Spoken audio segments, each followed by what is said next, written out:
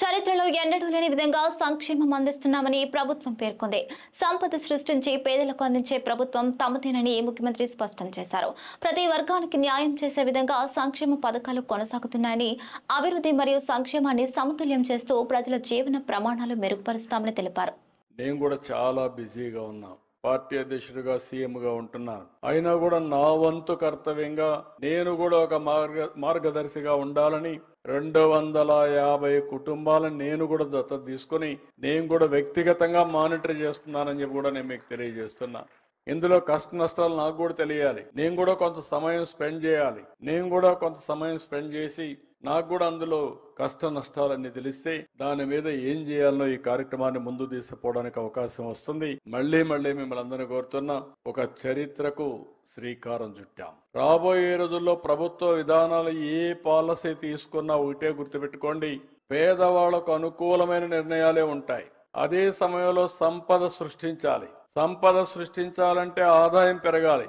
ఆదాయం పెరిగితే గవర్నమెంట్ కి వెసులుబాటు వస్తుంది. మళ్లీ పేదవాళ్ళకి ఇప్పుడు 4,000 రూపాయలు పింఛన్ ఇస్తున్నాం అంటే చాలా మంది ఆశ్చర్యపోతున్నారు. మనలో సగం కూడా ఇవ్వడం లేదు కొన్ని రాష్ట్రాలు. ఒకటి ఆదాయం ఉండాలి, మంచి మనసు కూడా ఉండాలి. ఆదాయం లేకపోతే మనసున్నా ఇవ్వలేము. ఒకవేళ గాని మనసుండి ఇవ్వాలనుకుంటే ఆదాయం లేకపోతే పర్మిట్ చేయదు. ఈ రెండు కూడా సమాంతరంగా ముందుకు తీసుకుపోవాల్సిన అవసరం ఉంది. ఈ రెండు తీసుకుపోతూనే దాన్ని జయప్రదం చేయాలంటే స్వచ్ఛందంగా ప్రతి ఒక్కరూ ముందుకు రావాల్సిన అవసరం ఉంది. నా బాధ్యత నేను చేస్తాను. నేను ఎక్కడ మీటింగ్ పోయినా నా మీటింగ్ లో కంపల్సరిగా ఒక 2-3 బంగారు కుటుంబాలు, ఒక 2-3 మార్గదర్శకులు పెట్టుకుని మాట్లాడిస్తున్నా. ఎందుకు మాట్లాడిస్తున్నానంటే మీలో ఒక చైతన్యం తేవడానికి, ఇంకొక పక్క మీకు ఒక స్ఫూర్తినివ్వడానికి, ఇంకొక పక్క ఒక మంచిని గుర్తిస్తున్నారు అని అనుకుంటే 10 మంది మంచి చేయడానికి ముందుకు వస్తారనే ఉద్దేశంతోనే ఇవన్నీ చేస్తున్నాం.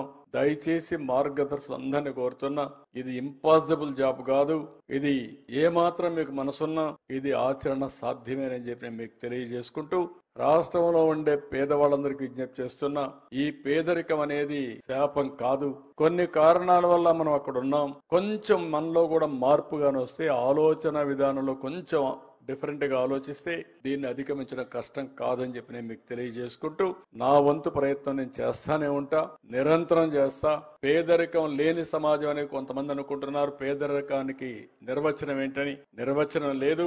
ఎవరైతే అట్టడుగునున్నారో వారికి అనునిత్యం అండగా ఉండడం, అదే పేదరిక నిర్మూలన అని చెప్పి మరొక్కసారి మీ అందరికీ తెలియజేస్తున్నా. వాళ్ళ జీవన ప్రమాణాలు పెంచాలి. ఆ జీవన ప్రమాణాలు పెంచడానికి అందరం కలిసి పనిచేద్దాం.